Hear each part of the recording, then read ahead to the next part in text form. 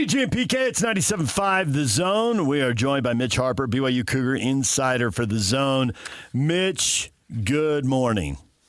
Good morning, guys, from Denver. Happy to be on with you. How beautiful is Denver?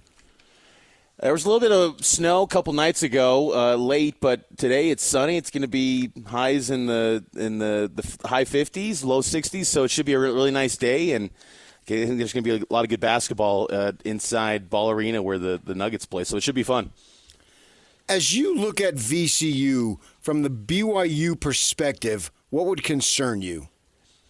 Just the fact that they're comfortable being in an environment where the game is kind of ugly, and defensively they are pretty good, and they come from a league that prides itself on physicality. So that's going to be the one question. It feels a lot like last season when BYU was gearing up for Duquesne, and part of that too, though, you wonder is has VCU played many offenses that compare to BYU's, and I think they haven't. The next best offense that they faced statistically would be New Mexico months ago in non-conference play.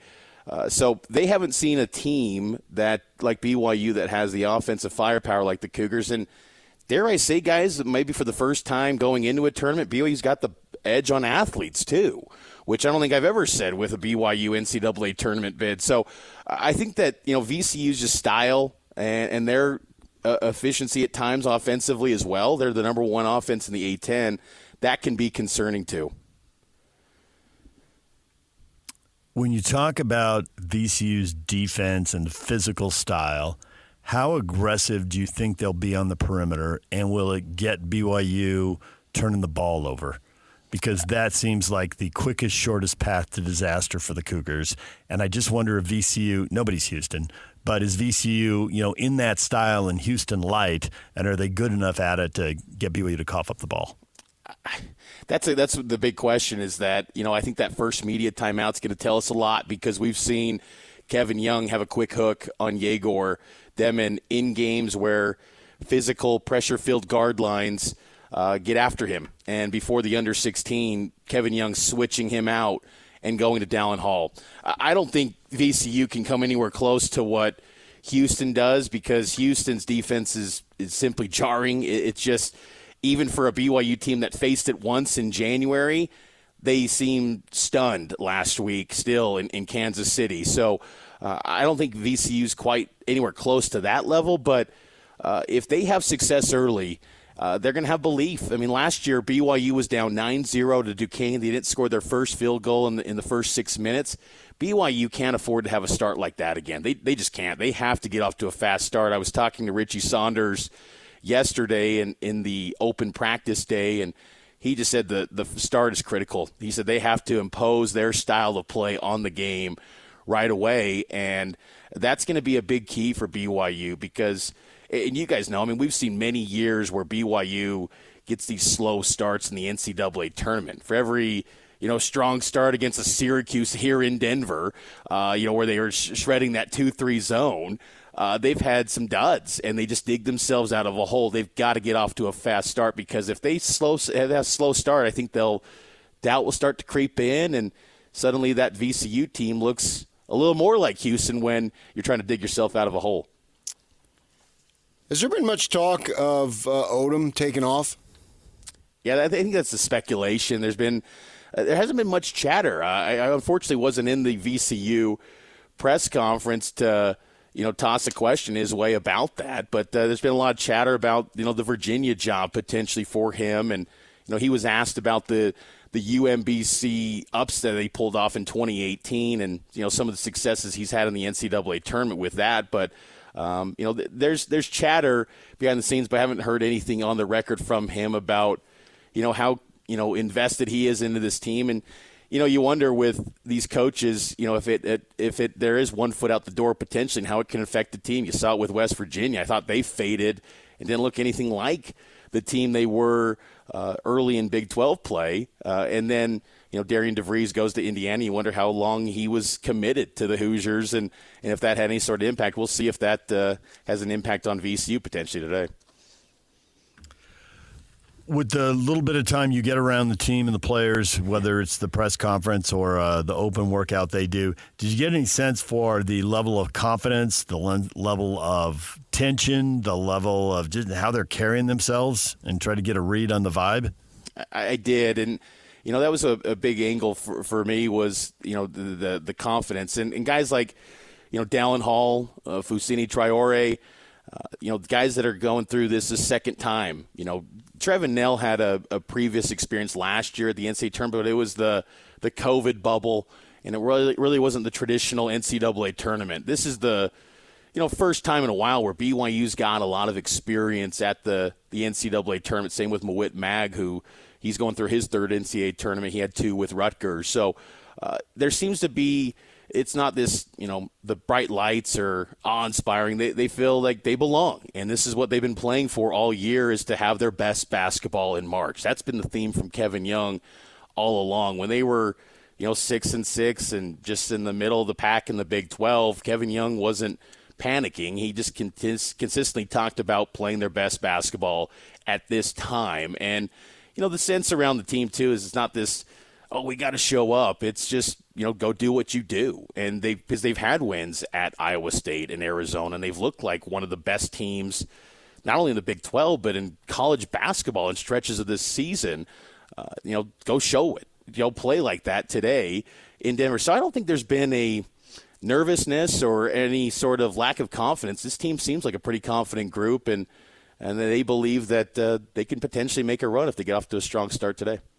You think that if they make that run, at some point, you would like to have Catchings available. I'm not necessarily talking about having him playing big minutes today, but can he get back in today?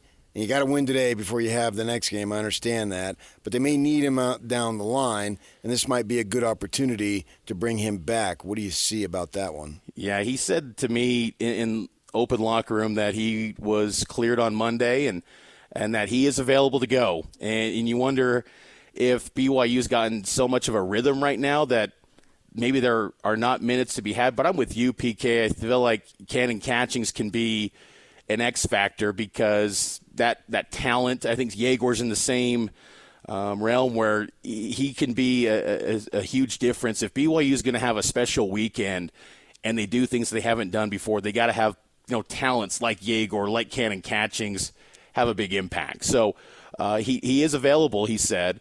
And, he went through practice yesterday, and it wasn't, I'd say practice lightly. I mean, it was just basically firing off threes and, just kind of horsing around a little bit. But I think that he could be someone that they need that. And in this game, too, they need an unexpected star performance to emerge. They need some sort of Mike Lloyd 26-point performance as they got against Florida in 2010. That ended a 17-year drought, advancing to the round of 32. This year, it's a 14-year drought. They need an unexpected big performance to show up in this game. Now, the good thing for BYU is that they've had all 11 of their guys in their rotation, have moments this season where they deliver in a big way. So it's not like it's uncommon for these players to, rise to the occasion and be something big, but they need it because you got to expect Richie's going to get his 15 to 17 and be pretty efficient. Who's going to be that second guy that has a really big night? That's a big question for me going into this one, and I'm curious to see who it ends up being. VCU is virtually unbeatable when they hold teams under 70. BYU is virtually unbeatable when they score 80. So is controlling the tempo everything in this game? It kind of feels like that. And I do think BYU can get to 80. And VCU's offense is really good with the amount of, production they've had, coming back with, 5 of their top 6 guys are seniors. And they got the one freshman who's a really good shot blocker, rim protector. But I do believe BYU could get there, and I think the tempo will be key in this one because I still have my questions if BYU can win a game in the 60s. It just doesn't feel like the space that BYU wants to be in. Defensively, I think they've been a tougher team than they've been in years past. A little bit more physicality from BYU, but still, that's not their strength. They want to get up and down the court and have that efficient offense on display where they're knocking down corner threes, passing the ball around, show off their spacing. So that's where they want to be. And I think they can get that tempo established in this matchup, unlike what they experienced last week against Houston. They make a big deal about who brings out the flag in football. Jimmer's from Denver. Why not have him do it in basketball? It's all set up for him on a floor that he excelled, no less. I agree. When you have a guy that, graced Sports Illustrated cover from that floor, what he means to BYU, it makes all the sense in the world. But I will say, Kevin Young, he's not into the theatrics. He is all ball. It's just, the focusing on the task at hand. I don't think he's thinking of those sort of things. He's done a solid job with his, alumni relations back in the summertime and bringing in former coaches and things like that. But I don't think a thought like that crosses his mind. Like you even saw it on senior night where BYU tends to have, players grab the mic and speak to the fans. There wasn't any of that. It is just all ball all the time with Kevin Young. And I will say, I think Kevin Young is one of the reasons why there's a little bit more confidence and a bit of an X factor here for BYU in this NCAA tournament. He gives them so much more confidence I think I've seen in years past from BYU, and really curious to see how he performs in this setting because, this is his real national, coming out party to see how he performs because, college basketball hoop pads, they've been talking about him and BYU, what they can be. But this is the stage where BYU hasn't had their success, and Kevin Young's got a chance to really make a name for himself nationally in this one. But it wouldn't hurt to harness Jimmer on this stage because he's done great things for BYU in the past. Watching Xavier come back and beat Texas in the final 5 minutes, the place was just erupting. You realize, well, Xavier's just an hour down the road in Cincinnati, so of course they had a lot more people than Texas. Have you seen a ton of Cougar fans in Denver? Are they going to have that kind of advantage against VCU, who's traveling across country? I haven't seen that yet. I thought there would be, a little bit more BYU fans at the open press. I'll be honest, I thought the fan base that had the most fans in the open practice sessions was Wisconsin. They had quite a bit of fans, and even they brought their band and cheerleaders. They made it a whole deal at the open practice. BYU, though, that doesn't surprise me because BYU tends to – they're going to travel. They're going to show up maybe day of and get there right at the gate. But I bet there will be a nice showing of BYU fans. The BYU fans in the Denver area, I'm sure, will show up, take the day off work, and go. But I haven't seen many. I've only seen a handful of BYU fans out and about at some restaurants in the downtown area. So I'm expecting maybe a lot of locals or people that are driving right now to go to Denver and make the quick drive from Utah over to Denver. Well, Mitch, enjoy the game, and maybe we'll see if you have another game to hang out in Denver and watch on Saturday if BYU advances another round here. Yeah, you bet, guys. Happy to be on, and hope to talk again down the road. Mitch Harper, BYU Cougar Insider for The Zone, joining us. DJ and PK coming up. We got RSL tickets to give away, a 4-pack to see RSL and FC Dallas Saturday at America First Field. Also, Cole Bagley, Utah Hockey Club Insider for The Zone, joins us at the top of the 9 o'clock hour. That's coming up. DJ and PK, it's 97.5 The Zone. Attention, please. The NCAA tournament is here, and the Cougars and Aggies are going dancing. Oh, fire! Oh! The KSL Sports Zone will be with BYU and Utah State every step of the way in Denver and Lexington as they look to make a run in March. Hear all the play-by-play action as the Zone will be your exclusive radio home of the NCAA tournament. From Dayton to San Antonio and everywhere in between, your home for every shining moment of the NCAA tournament is right here on 97.5, the KSL Sports Zone. DJ and PK, it's 97.5 The Zone. The games are almost here. 10:15, the first NCAA tournament game tips off. So the obvious question right out of the gate here, BYU, USU fans, what's it going to be? Kevin setting the bar high. I expect them both to win. I think they both got a legitimate chance. Obviously, I would favor BYU more, but... When's the last time we had two teams in the second round the same year, same weekend. That's Been a long time. I let you worry about that. I have no idea. I didn't even enter my mind. We don't get that. That'd be cool. See them both win. Anyway, I don't know that's going to happen, but it's not like I'm petrified for USU and their opponent. They're a mature program, and You follow the LA schools because you live there and you work there and you know people there, and obviously UCLA's got a brand name program that lots of people follow. I'm curious what you think, because I think most of this game is between the ears here for UCLA. Their coach, and I get why he's doing it. I mean, A, it's happening to his team, and B, he's of the stature that he can comment on the state of the game. And he's made a lot about all this travel, and it's so hard, and now they got to make one more trip. Is he just setting these guys up with the wrong mindset? I think he just likes to whine. He's on edge, and he's decided that he needs to be cantankerous. Maybe I haven't been around him. Maybe that's just who he is. But they've been a team that's been a little all over the place. And it's harder for me to get a read because I'm not watching them near as much as I used to, obviously, for many, many years. Watch them and obviously lived there for a decade and, was intimately familiar with their guys. I don't have that familiarity to the level that I've had in the past, so it's harder for me to make judgments and feel better about informed opinions. It's more the casual opinion this time around since they're out of the league. But, I've seen them play, and at times they look good. And I don't think that maybe it's a little bit of Utah State, because they've had a couple of games recently where they've gotten smoked, and that's caused me to wonder, wow, what's going on there? Or were they not as good? Or were those I'm speaking of Boise and CSU, and both of those games were away, and both of those teams played real good at that particular time. As I said with CSU, I think they have the best player in the league, and he's a pro player in the Clifford kid, and it got away from him.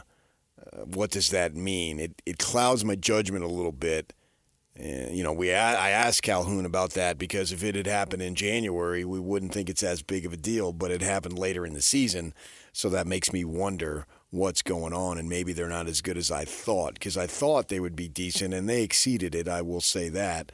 And I had a lot of confidence that, well, this team compares to last year, and last year they got a win. That's all about matchups, I understand. And they went to the second round. They were 8 or 9. I forget which one, but I know they played Purdue, and Baked Edie really gave it to them in that one. But they won the first round, and that's important. That's good to do. So we'll have to see on that. But I would not be surprised if they won. At the same time, I would not be surprised if they lost. And for BYU, I would be surprised if they lost. But I was surprised last year too. And it's not a mild surprise. It would be a solid surprise. Right in the... Rank your surprises. Yeah. Well, you do have mild surprise. Stunning surprise. Now, you're going to save that for a 14 beating a 3. But it'd be a strong surprise. It would, if they lost, it would be... Yeah, if USU wins, I would only be mildly surprised. Okay, I can live with that. I have big questions about both these teams, and one of them is going to walk off the court with the win. Now, possibly they both play well, and it's the proverbial somebody had to make the last shot deal. I would like that. But UCLA's a 5-5 road team, and they won their road games at SC, at Oregon, at Washington. So 2-5 when they're traveling, and then they went back for the Big Ten tournament loss. Traveling here. I know, exactly.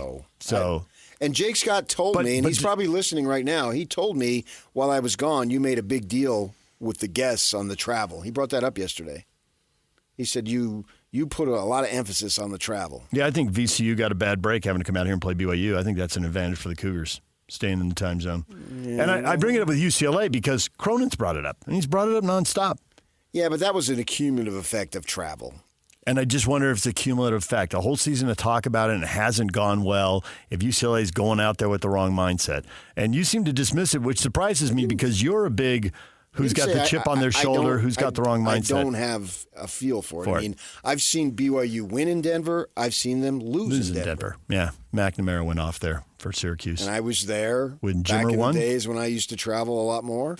I've been in that arena and that very distance and saw them win and saw them lose. To me, it's how you play against the team that you're playing at that given day. These guys are young enough. None of them have played in a week. So that shouldn't be that big of an issue as far as that goes. And what are you going to do? Who's going to make shots? Who's going to do the things that require you to do to win? And I think that's very important. And I think Utah State has enough to win this game. And then we'll see about the second round. I mean, I got to see who they're playing. And I know they would play the winner of blah, blah, blah. But, what's going to happen? Which team is it? Did somebody get hurt in the game leading up to it? There's lots of stuff that can happen. Right. And that's why for the Cougars, yeah, sure, Wisconsin, but maybe not. What situation? What is that situation? A lot of things can happen in a given game. But I think the Cougars, the thing that gives me the most confidence is even though Saunders has been their best player and he's first team all Big 12er, that they're not 100% dependent on him to have a huge game. I think when it gets down to it in the crunch time type of situation, they need him to assert himself. But who knows if they'll even be in that situation, good or bad. Hopefully, if they're in that situation, it's because they're have a decent lead and they need to protect that lead. But I think they have enough weapons that they can rely more on the team. And as Mitch Harper said, our KSL Sports Insider for BYU, what's Agor going to do? Because sometimes he just is too soft or he makes dumb decisions. And he seems like too nice of a kid. He seems like he's 14 years old. I would like him to have more of an edge. The older we get, the younger they get. But, I mean, he just seems so young and wide-eyed. And I would like him to be assertive. If you're going to make errors from a position of trying too hard, not just being 25 feet from the basket and having the ball taken away from you, or he had an inbounds pass here recently that was just awful. Throw the ball hard. Don't throw a little floater. Be aggressive in everything that you do. And go to the bucket more, man. It seems like he has success when he goes to the bucket, particularly with that left hand. Be aggressive. That's what I want to see, his mindset. And he's going to be playing basketball for a long time. And continue to grow in your aggressiveness and your assertiveness. Because you, individually, he's playing to win the game, obviously, but he's playing for NBA notice, because he's going to have an opportunity to play in the NBA. And so put yourself in the best position. And he's not someone who's just going to isolate himself and just, I'm going to get mine, and if we lose, so what? That doesn't seem to be his way at all. But he is, every time he is out there, it's an audition for the NBA. And put yourself in a position where you're having a good audition. Why not? And how quick is the hook if it doesn't go well? If it goes well, no problem. Let him go out there, maybe take somebody off the dribble, beats him, has a ton of confidence, and then does show that aggressiveness. Or they get into him early and he has a turnover, and then he has a second, and then you better go to the bench before this gets out of hand. Well, I think they would, because they've got a capable guy there in Dallin Hall. But the good thing about it is that Young doesn't really hold grudges at his peas. What I mean by that, he's willing to take somebody out if they screw up, but they're not buried. Right. So he'll have opportunities, and he needs to play well. When he plays well, they're a much better team, which is a big old obvious, of course. And Hall is, I've been very impressed with Hall. I've been very impressed with him as an upperclassman, not hearing his name called to jog out there, but hasn't affected his game. and he's hit some big shots, and just his leadership that he's shown. Statistically, he may not have had a better season than he had or has had. But doesn't it feel like impact-wise, he's impacted games? Yes. Yeah. And I appreciate what he's bringing to the team, which I think is really, really important and deservedly so. It's much needed, and he's been willing to, what's the word I'm looking for? Not necessarily take a back seat, but more fit into a team concept and sacrifice for the good of the team. And that's not easy to do. Especially a lot of these kids, if not all of them, have had their moment in the sun been extended from the time they've been 8, 9 years old.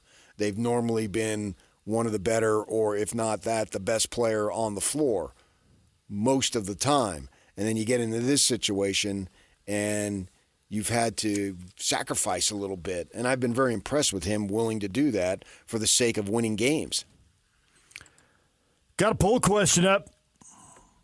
Who wins the NCAA tourney openers today? 43.5% of the people believe it'll be BYU and UCLA. Going with the favorites. Going with the chalk.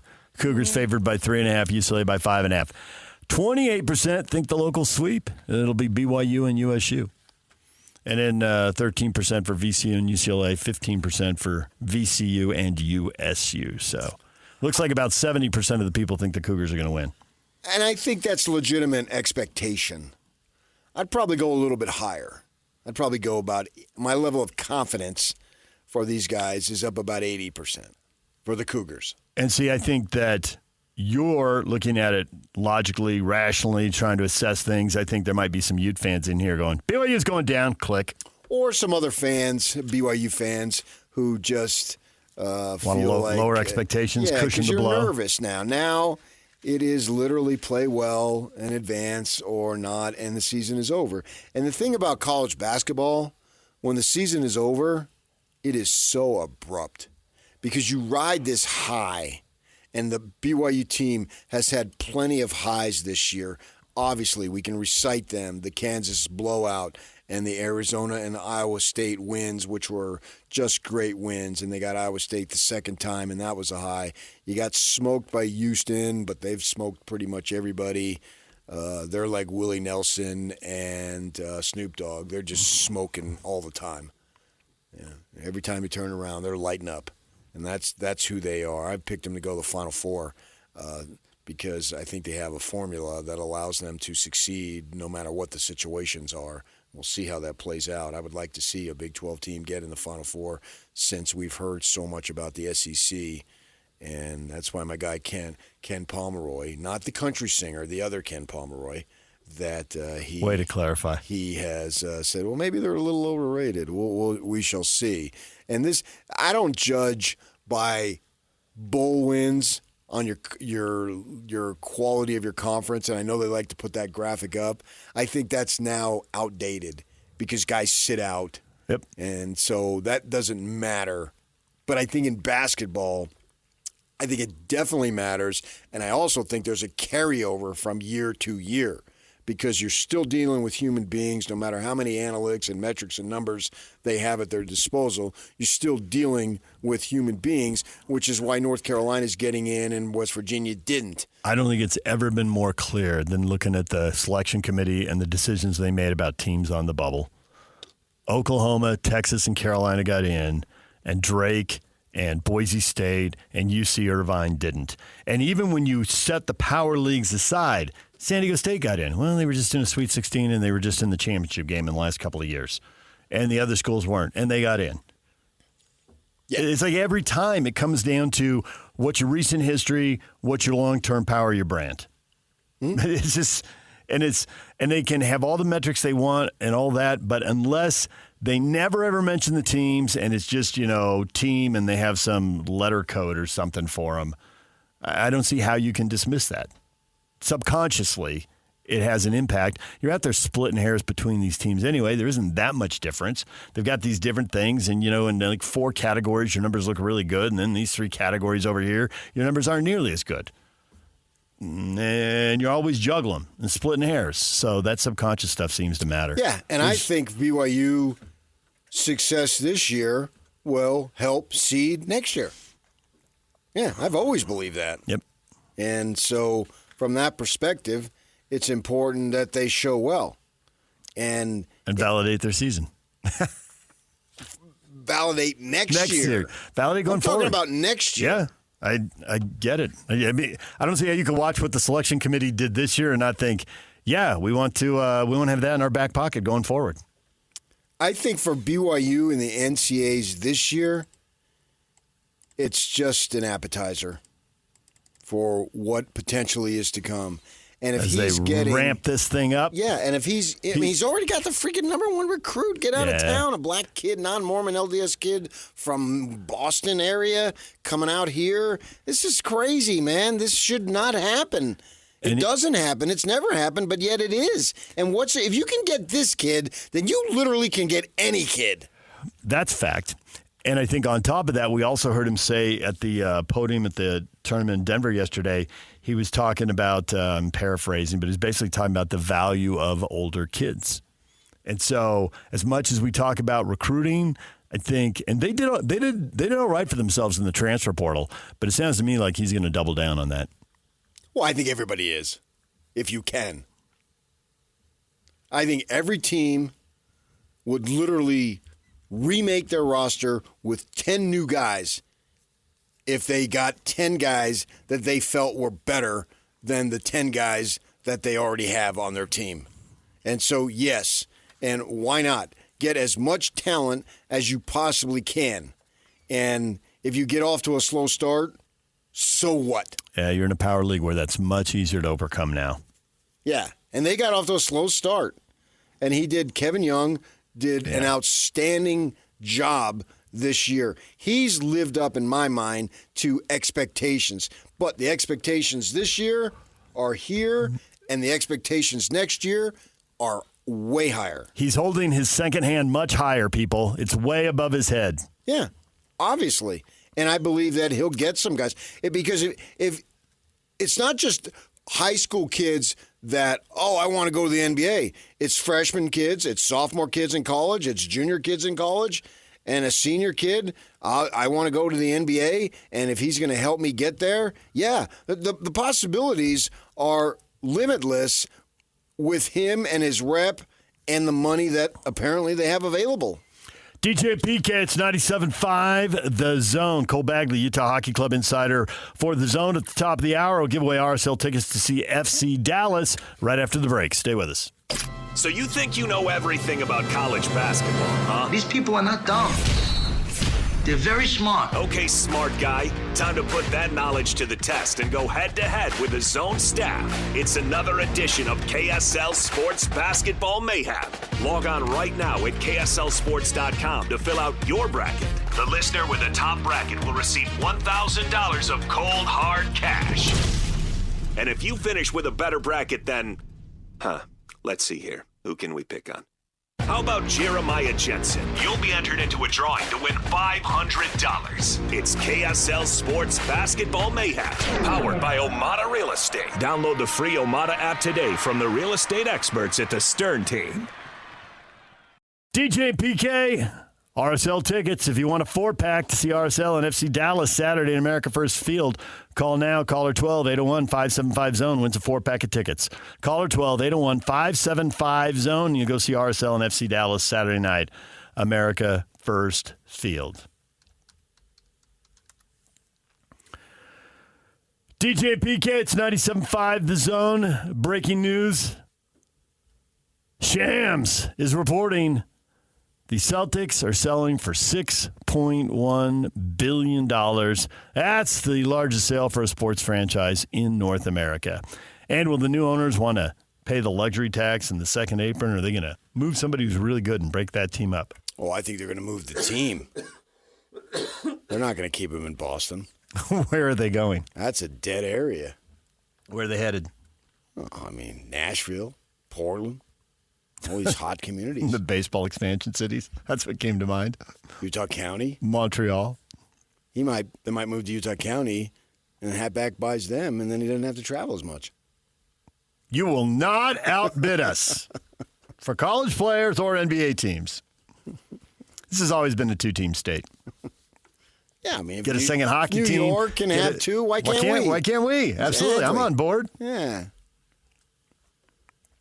Why? I mean, I think they would know going into it what the situation is. Oh, yeah. It's clear. So I think they're eyes wide open. But it doesn't surprise me that everything is bigger and better than it used to be. It costs more. It's not going down. It's going up. First comment. Man, I bet the Lakers would get at least $2 billion. Nice. Celtic Laker fans taking shots at each other. Yeah. I mean, who knows? It wouldn't surprise me somewhere down the line that it changed. They seem like they all change hands. You know, you never would have thought the Millers would not own the Jazz, and here we are. Yeah. So things change over time and all that. And who knows? 50 years from now, the Smiths might sell it, and there'll be another whomever owns both these teams. 50 years would be a long time to own it. Yeah. Yeah. Just hope they keep getting sold to people with local ties and local roots. Oh, I People think come in from out of town. As time goes on, the longer you have it, the longer it's entrenched. True. And then why would you? But I mean, you can. I can. Yeah, I don't know. I'll ask Sonic fans. Because somebody else wants it, I guess. It's not because that area won't support it or that area. It's because somebody else wants to rip it out of there. But a local here sold to a local. Right. That's the best case scenario. And you just want more. Next time it happens, hopefully it'll be a local selling to a local. Yeah. The out-of-town people come in, you start raising the eyebrow. What are you here for? Yeah, I don't know. Did you, it's not automatic. Did you raise the eyebrow when your soccer team was sold? A little bit. Is it still raised? No. But I'll raise it again. Why? They involved a local. Next time, if it's sold, if it's a local, I won't raise the eyebrow. If it's not a local, then the eyebrow will begin to raise. Yeah, and who's to say if it's sold and moved, another one wouldn't come in anyway?